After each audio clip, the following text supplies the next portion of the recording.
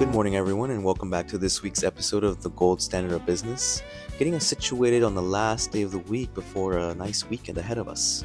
For today's conversation, I am joined with Dalia Shanshal, founder of Shanshal Consulting, a strategic advisory firm focused solely on why AI ROI is bleeding in companies. Organizations that are pouring money into these technologies, these subscriptions, these tools, without a defined vision of success before they invest. Next, we talk about the three root causes of why spending without actual KPIs and data fragmentation and silos across departments can really hurt you and hurt your business, and why having a third party, a third eye, a consultant from by your side can be very beneficial to you. Finally, we talked about accountability, the work that actually happens in this space, governance, and how we flag these issues. But the owning team, the actual team, is the one responsible for acting on them, not the AI. Dalia builds her business through networking, through referrals, and we're going to dive into that as well.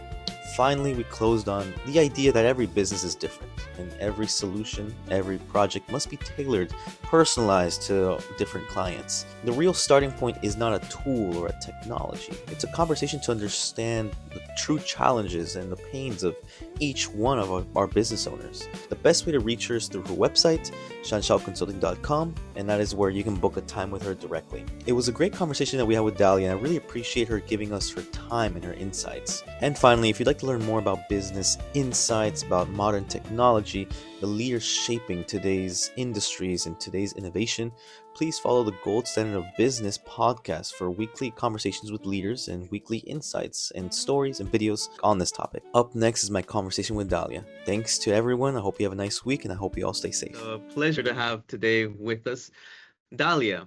Dalia is founder of Shanshal Consulting. It's an absolute pleasure to have you on here today. If you could please give us a quick introduction and tell us a little bit about what you do. Sure. So first of all, thanks for having me. I am a senior consultant at my Shanshal Consulting firm. Well, my specialization in education-wise is AI and data, everything data.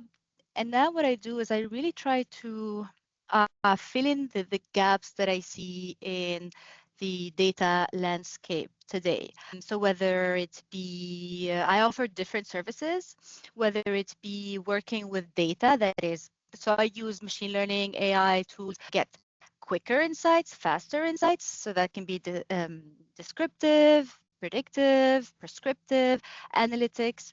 And on the other hand, depending on the request at a broader scale, looking at how to save money on AI, because there is a phenomenon where AI return on investment is bleeding, and I think we're going to be talking about that later. And so I thought that was very important to me. This is one thing that I'm trying to do today is whenever a company has just started to implement AI, have been doing this for years and years, there are struggles, there are challenges, and I'm here to, save you money. So that's what I do in my consultancy. I love it. I mean, anytime I hear more money and saving money, that's all. It's always really important. So I love it. That's great. Yeah, we can definitely. It's really exciting. Definitely some really good topics in here. Before we dive into that, I'm just curious. Could you walk me through how did you find yourself in this space? Because AI is kind of like a new, like a kind of a modern technology. What's your background and how did you find this industry? That's such an interesting question. Prior to 2015, I did not know what data science was even. So my background is I did economics and statistics at McGill University. I've always been like a geek at math. I love math. And then I worked in the industry, in the financial industry, and I realized I want more math. And then I was reading online what kind of I was working in the insurance sector. And I was thinking, okay, what kind of role can I take that has more math? It was actuarial Love at it. the time. Yes, it was that random. And then I was reading online, and I popped into this. There's a Harvard Business Review article. It was dated 2012, because it said actuarial versus data scientist. Either that or it just said data scientist. Yes, it was data scientist, the sexiest job in 2012. And I'm like, what is this job? Uh, and I started to Wow. learn about data Just science. like, I got into, yes, that's exactly like that. What is that? Why? And then there was a comparison between them and actuarial and etc. And then I really, really, really liked it. And I did a certificate at Toronto Metropolitan University. While I finished my certificate, I was also teaching assistant there. And then I got into research with the data science lab at Toronto Metropolitan University. I just really loved it. I'm a very analytical person, so analytical and creative, and that's data science. that's really Um, interesting. and then Yeah. I landed my master's, and then I landed my job at Bell in 2020, where I worked as a data scientist and then as a senior data scientist, different projects. I mean, it's Bell is huge, so I cannot limit it to Yeah. one project. Okay, so I mean, that resonates with me because I also love math. I studied physics in the university. I don't do Yes. anything in physics, so I just love the math. But I'm curious. So like, sexiest job or career because of like the style of work? Like I don't know. Like what is that? I mean, at the time, I think sexiest is because you're on top of it. You Yes. get Oh yeah. information quicker. I mean, what is success? What's a successful organization or even an individual to be able to success or even survive? And then you can make Absolutely. decision based on that. You have the competitive advantage. So it's Definitely. I think today even the, not only today, it's always been like that. It's always been a race towards who can get information at Oh hand yeah. quicker, um, and then you know things other people don't know yet, so you can More be on quality top of too. it. So it's very sexy. Now that's part of it, and then the other side is, as a geek myself, and I think it's the perfect blend of science, of math, uh, creativity, especially the creativity component to it. Because Jorge, it's not like civil engineer. Not Civil, yes, let's of go with the course. civil engineer, right? We got to build the building. Okay. We go back to the textbooks, steps 1, 2, 3, make sure everything's all right. We know the outcome. There, we can predict the return on investment because we know what the outcome is going to be. Whereas when it comes to data challenges, we have a problem, or we don't even know if we have a problem. I like to be, hey, show me your data. What do you do? What are your Yes. processes? And let me talk to different people, different department, how they're using that. And now I have the mathematical background and programming background to be able to work with that data in a way that will reveal something new to the organization, or a lot of the times is while we're working towards something, um, I discover, hey, there's a challenge over there that we need to fix, and then we go and fix it. So it needs a lot of creativity. That's what I like about it, because I might solve a business problem or any kind of problem with data in a way, and my fellow other data scientists would use something completely different approaches. And you said something really interesting just now because there is a big difference in infrastructure, industrial projects, and like technological projects. And well, from a project management perspective, it's the same. It's very similar because in an infrastructure project, like let's say a mining project, Right, like the the most company you're working with. exciting Yeah. yeah, like the most exciting bits, like let's say the drilling or the taking out the minerals, like you can't do that first. It's a waterfall process. It's a predictive step-by-step process. But if we're talking about adaptive, like an agile environment or agile methodologies, then if we're talking about data architecture or designing sort of data systems, I mean, what is a desired outcome? We are able to tackle like the most important part, like the most important part, and then if the money runs out or we're not able to do the very, very less important things, and it's fine, but in industrial projects, we can't do that. We have to fill every checklist. So I think that's really interesting. You definitely mentioned also that over the last 10 years, AI investments are, you said they're bleeding. So I'm curious, what is the best way to measure and determine a return on investment on AI system or solution? It's the expected outcome. So first of all, you got to have your KPIs, and then Yeah. well, there are three things that are important to tackle or address this.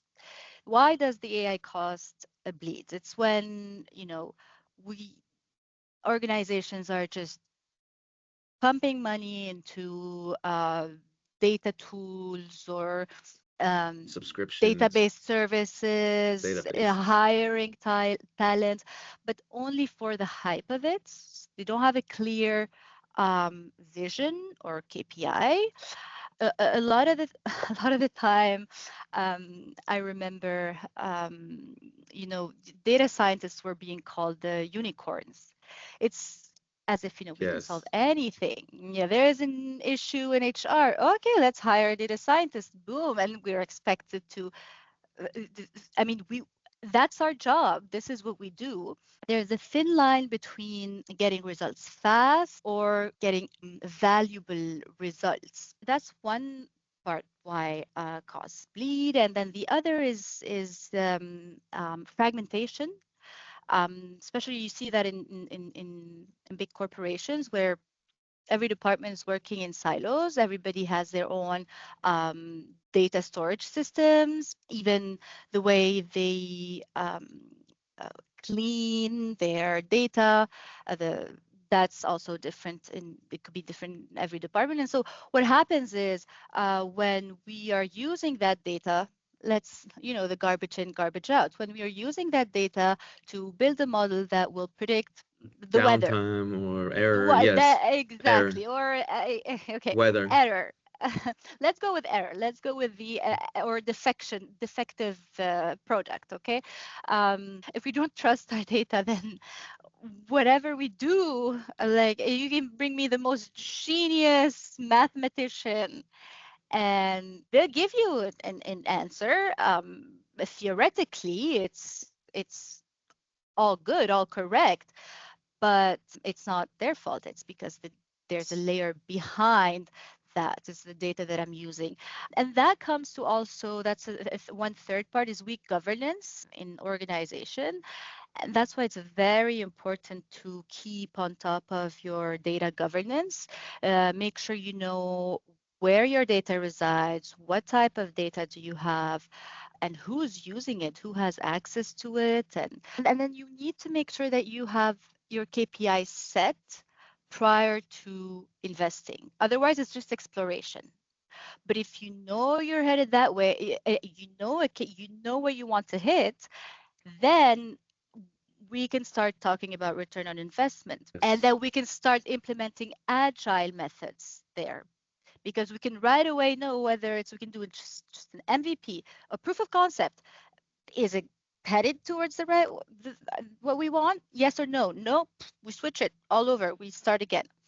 So what's important, and how can we address that instead of just using the buzzwords, AI, data Just hiring a governance, new data just analyst or data engineer. it's really important to and truly it is really important to work with consultant experts in the field to have the correct strategy, and make sure that the data that you're using is not fragmented. It is ready to use by data scientists or ML developers, etc.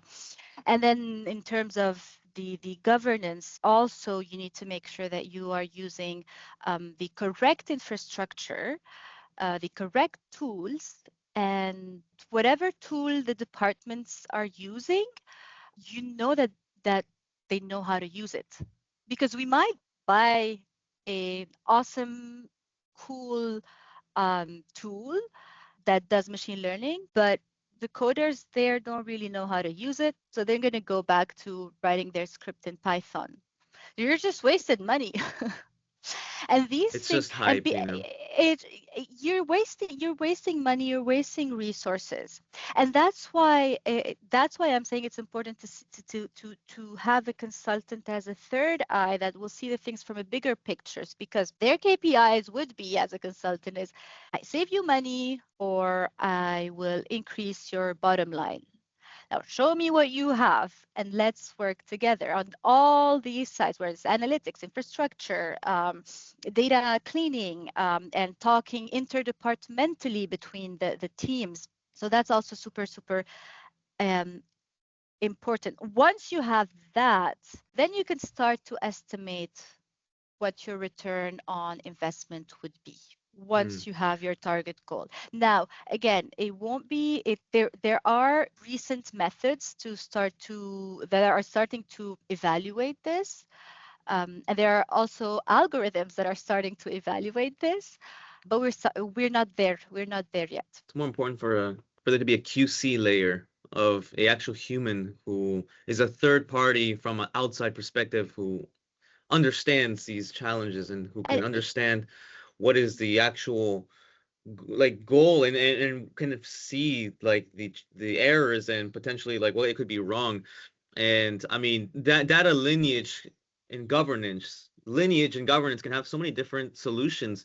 I mean, solutions could be decision making, visibility, mhm, even just quality of analytics. mhm, Where mhm. have you seen, in terms of like your consultation, what are the best ways that you have seen organizations use AI or traceability to monitor their data to improve their metrics? Well, that comes to data governance. That comes to data governance because in an organization you have departments and you have teams, and each are, for example, I have HR, I have sales, I have even Finance, AI, marketing, yeah. finance. Yes, yes, even your data department, they want to make they get consistent data, etc. And each one is really focused on their success, their Oh yeah. KPI. I'm not going to go to a finance person and be like, hey, go check all your databases, check all your. No. But what we're going to do, data governance and also cybersecurity here is involved, is we need to understand what each department is using, what each department's goal is, what rules do they have for their own data.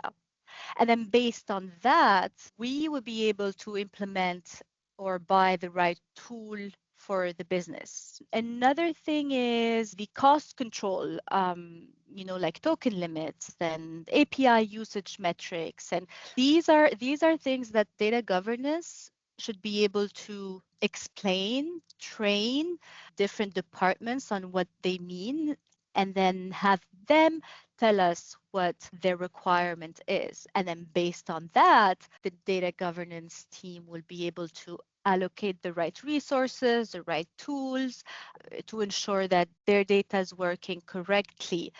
And then also, avoiding duplicate model deployment. We have so many models that are being deployed out there, maybe solving the same problem but differently. So all these duplication as well, we need to make sure that we don't have them. Now, how do we do that? You need someone who is dedicated on this particularly to be able to come and work on it. There are different processes to data governance. There's the first of all, where's my data? So there are tools out there that do this. Microsoft has one. There are different Solutions companies, or solutions that companies. that that do this, where it will automatically give you in real time where your data is, what you're doing. But for all the company, whether the data is compliant, non-compliant, the risk assessment of it, and compliant, non-compliant risk can be anywhere from inconsistency in the data to this data should be anonymized, for example, and this information slipped, it shouldn't have. So, and then once that is done and figured out, what's important is that now each department takes responsibility of how they want to. So the data Yeah. governments would build the infrastructure, would be like, okay, here are your rules. Okay, we're going to make sure that we're flag all what we're seeing. We will make sure that we take care of the infrastructure that does that. You don't have to worry about it. But when there is something wrong that the whatever tool we're using or model we're using is flagging it to you, then now it's up to you to decide what to do. It's no longer Yes. the data governance It's a different responsibility, and it's a that's a different bit. problem.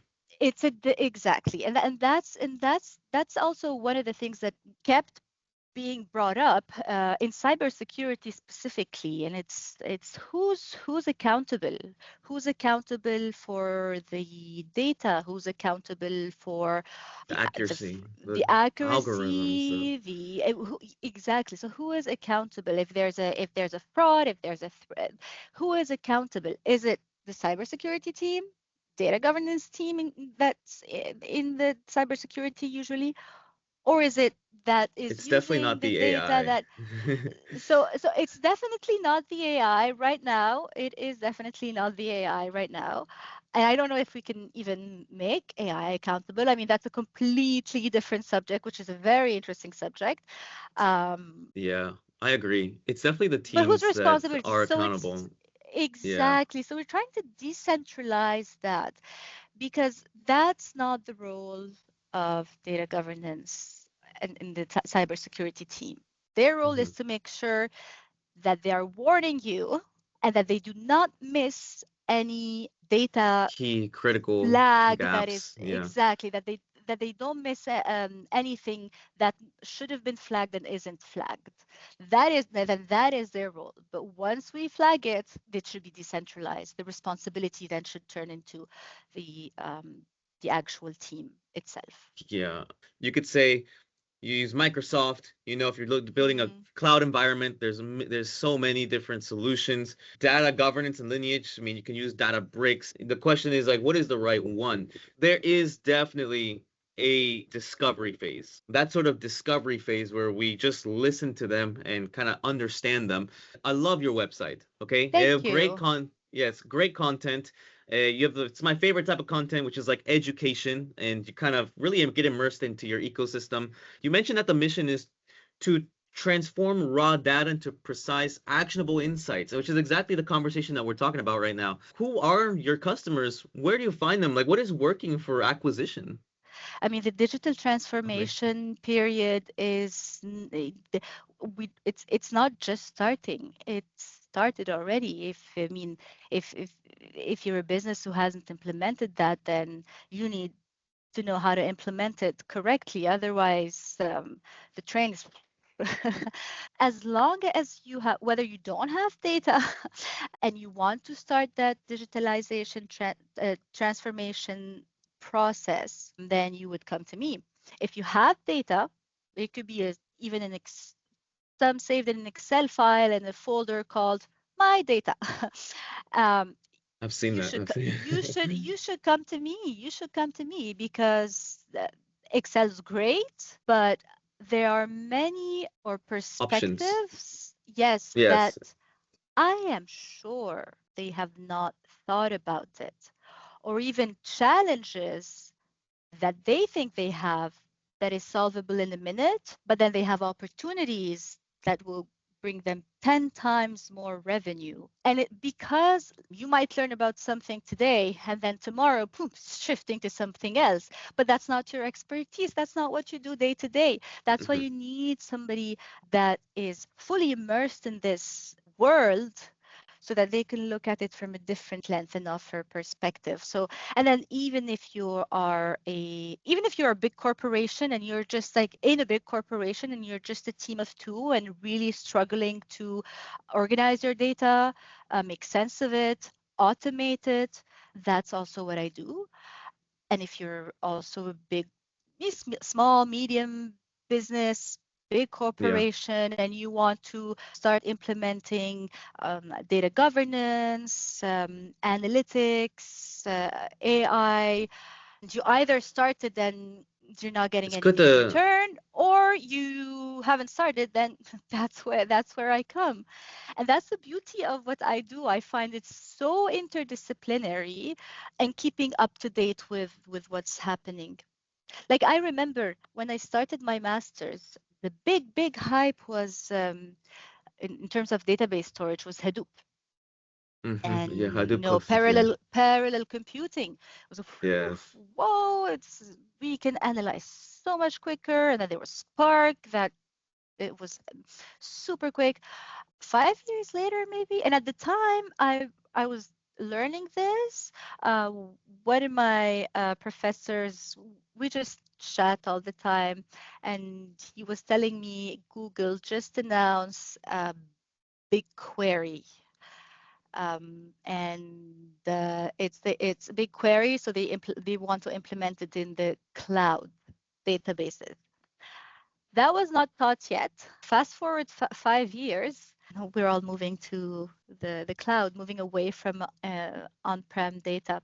So that's one example of how quickly things change and why you need an expert that is, Who yes. is educated on this? Because their job of these executives, these business owners, is to close deals and to drive business. They can't be worrying about the data and the raw data inside of their files. Nope. That just takes time out of their building revenue and their growth. So it's really important if they want to understand this better and or just begin the conversation. It's just to begin the conversation to hear what the challenges are. Every solution needs to be tailored. Every this business is different. Everyone has a different challenge or bottleneck and something that they need help in. Like we said, better decision making, more clients, or reduce risk. How about for yourself? What challenges are you yourself and your consulting focusing to improve on currently? Currently, what I'm doing is really it's a solo venture.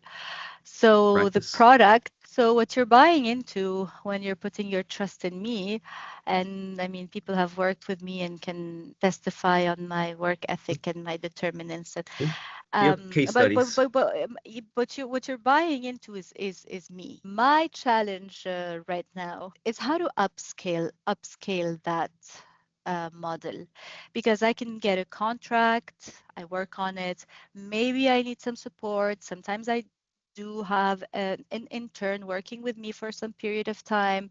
I am the one who's on top of each project, because when I give my word to someone, they're trusting in me and my capabilities, my analytical thinking, and my geekiness. And I like the geekiness, so it's no worries. I don't think that's a problem. it's absolutely true. You need people like that. I mean, we can't all be just, Cold all the time, There has we to be can. No, can't be some cold. people tend. So that is the thing, is how do I scale that to get a bigger contract and be able to sell it, the services that I offer, not as Dalia is going to be working on it, because we Yeah. know, Shanshal Consulting, she's the consultant, but how do I scale it where I can Larger contracts, bigger opportunities. bigger opportunities, where I would actually eventually need to have people working under me full time. Oh yeah. And that's, It's a challenge I get that really my requires. clients because they know Yeah. me, right? It's people I've worked with, people I meet, we discuss. What I do is just give me a phone call. Okay, we go to your office, or we can meet, and then talk to me. We just talk, we chat about the business, everything. And then I Oh go yeah. back, and then I brainstorm, and then I come up with solutions and offers. And then from there, um, the contract would start. Or, we have a problem. Okay, Dalia's good. I've talked to her. Let's book a meeting with her. Boom. That's I great. think that's my challenge at the moment. Not in the content of my work itself, but in scaling up. Every business has this challenge of scaling and growth. It's really universal, and it's something that is kind of personalized to everyone. Like everyone has a different model. You mentioned that, when I asked, so like, who are your customers? And you mentioned, there could be mid-sized firm, like family firm, and like big corporations. I'm curious, you work from referrals. The people refer you, they give you a call, and that's the best way because business works by relationships. So From that's a really networking. great, Yeah, networking, relationships, that's great. However, apart from relationships and referrals, how do you envision on kind of targeting and beginning conversation with bigger corporations? Is there a particular method that you've kind of thought about exploring potentially?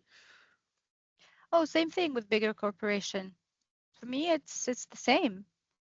Yeah, Networking, networking. You building the network, relationship, you have a exactly. chat, and it's always, the thing that I love the most in networking is that networking for me is not about having access to people. You can have access to people. You can send 100 email. You can say hi to 100 people, but it's not that. It's talking to them and see and understanding. Usually,